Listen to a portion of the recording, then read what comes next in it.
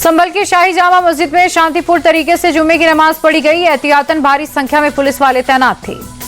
कानपुर में नमाज के दौरान लाउड स्पीकर की आवाज तेज मापी गई। 75 डेसिबल तय मानक है, लेकिन लाउड स्पीकर की आवाज करीब 89 डेसिबल तक थी। जुम्मे की नमाज के दौरान दिल्ली जामा मस्जिद के इमाम सैयद अहमद बुखारी बोले, एसआई ने बताया इस मस्जिद के सर्वे का कोई इरादा नहीं है। सैयद अहमद बुखारी की सरकार से अपील, जगह जगह मस्जिदों का सर्वे हो रहा है, ये ठीक नहीं। पीएम इंसाफ करे, मुस्लिमों का दिल जीतें। गजा में इजराइल की कार्रवाई का जिक्र करते हुए इमोशनल हुए सैयद अहमद बुखारी, कहा वहां मुसलमानों को मारा जा रहा। बांग्लादेश में अल्पसंख्यक हिंदुओं पर हो रहे अत्याचार को लेकर सीएम योगी सख्त, कहा कट्टरपंथी अल्पसंख्यक समुदाय को जला रहे और सरकार कुछ नहीं कह रही। सीएम योगी बोले, बांग्लादेश में जो हो रहा वो किसी से छिपा नहीं। 1947 में बंटवारे की वजह से आज बांग्लादेश में हिंदुओं पर हो रहा हमला। दिल्ली चुनाव से पहले अरविंद केजरीवाल का बीजेपी पर आरोप, का चोरी छिपे वोटर लिस्ट से लोगों के नाम काटे जा रहे। केजरीवाल बोले, बीजेपी के लेटर हेड पर जिन 11,000 से ज्यादा लोगों के नाम काटने के आवेदन दिए गए वो या तो स्थानांतरित हो गए हैं या उनकी मृत्यु हो गई है। केजरीवाल का दावा, मैंने कुछ मतदाताओं के बारे में जांच की, वो अभी भी वहीं पर हैं जहां पहले तो ज्यादातर वोटर आम आदमी पार्टी के हैं। केजरीवाल का सवाल, अगर एक विधानसभा से 6% वोटर्स का नाम कटवा देते हैं तो फिर चुनाव कराने का क्या मतलब। बीजेपी सांसद बांसुरी स्वराज का अरविंद केजरीवाल पर हमला, कहा केजरीवाल डर गए, उन्हें दिल्ली विधानसभा चुनाव में अपनी हार नजर आ रही।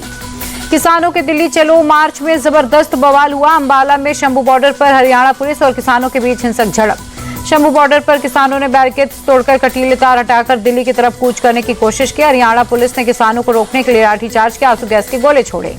पुलिस की सख्ती के बाद प्रदर्शनकारी किसान अपने घटनास्थल पर लौटे। किसान नेता सरवन सिंह पंडेर बोले, हिंसक झड़प में करीब 8 किसान जख्मी।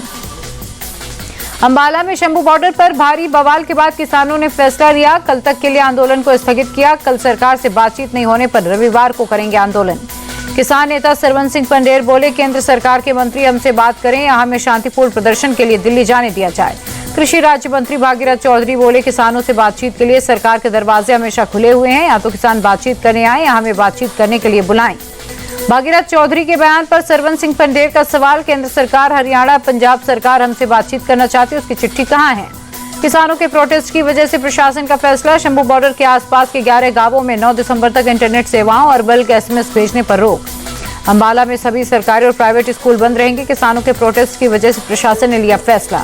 हरियाणा के मंत्री अनिल विज बोले, बिना परमिशन किसानों को दिल्ली कैसे जाने देंगे, किसान परमिशन ले फिर उनको जाने देंगे।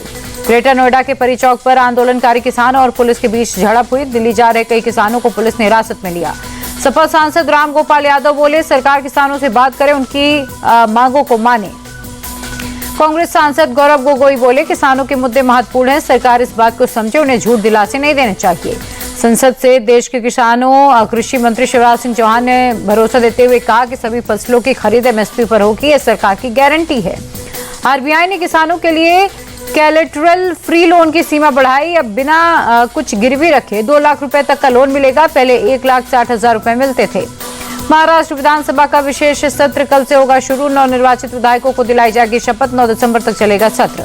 8 दिसंबर को भरा जाएगा महाराष्ट्र विधानसभा अध्यक्ष पद के लिए नॉमिनेशन। 9 दिसंबर को चुना जाएगा नया अध्यक्ष। राज्यसभा में नोटों की गड्डियां मिलने पर जबरदस्त हंगामा। कल सिक्योरिटी चेकिंग के दौरान सीट नंबर 222 से मिले थे नोट। कांग्रेस सांसद अभिषेक मनु सिंघवी की सीट से नोट मिले। सभापति जगदीप धनखड़ बोले, ये बहुत गंभीर मामला, नियम के अनुसार जांच कराई जाए। नोटों की गड्डियां मिलने पर बोले जेपी नड्डा, ये सदन की गरिमा पर चोट है, ये असाधारण और गंभीर घटना। नड्डा बोले, मुझे भरोसा है मामले की सही जांच होगी। ये वक्त पक्ष और विपक्ष में विभाजित होने का नहीं, दूध का दूध पानी का पानी होना चाहिए। राज्यसभा में केंद्रीय मंत्री पीयूष गोयल बोले, ये बहुत गंभीर विषय, पता चलना चाहिए ये पैसे किस लिए लाए गए थे। नोटों की गड्डी मिलने पर अभिषेक मनु सिंघवी बोले, ये पैसे मेरे नहीं, मैं सदन में सिर्फ 3 मिनट बैठा, मैं सिर्फ 500 रुपए का नोट लेकर सदन जाता हूँ। अभिषेक मनु सिंघवी पर लगे आरोपों पर बड़के खड़गे बोले, बिना जांच के आरोप कैसे लगा सकते हैं। नड्डा क्यों बोले, छिपाने की कोशिश हो रही।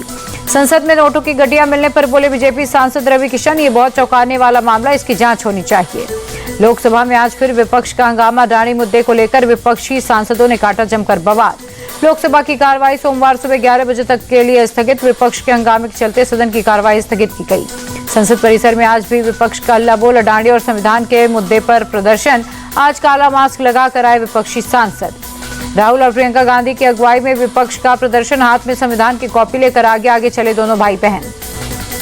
प्रियंका गांधी बोलियां, अडानी पर संसद में चर्चा क्यों नहीं होती, सरकार में चर्चा की हिम्मत क्यों नहीं, मेरा भाई संविधान के लिए लड़ता है।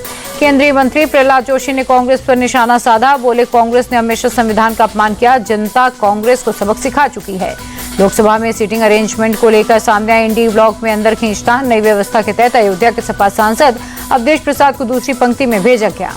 अवधेश प्रसाद को पहली पंक्ति से हटाए जाने से अखिलेश यादव नाराज। कांग्रेस ने पहले से नहीं दी सीट बदलने की जानकारी।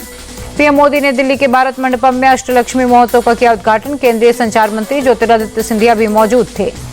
69वें महापरिनिर्वाण दिवस पर पीएम मोदी ने बी.आर. अम्बेडकर को दी श्रद्धांजलि। उपराष्ट्रपति जगदीप धनखड़ और लोकसभा अध्यक्ष ने भी दी श्रद्धांजलि। संसद भवन के लॉन में राहुल गांधी ने बी.आर. अम्बेडकर को दी श्रद्धांजलि। कांग्रेस अध्यक्ष खड़गे ने भी श्रद्धांजलि अर्पित की। लखनऊ में सीएम योगी ने बी.आर. अम्बेडकर को दी श्रद्धांजलि। डिप्टी सीएम ब्रजेश पाठक समेत अन्य नेताओं ने भी श्रद्धांजलि अर्पित की।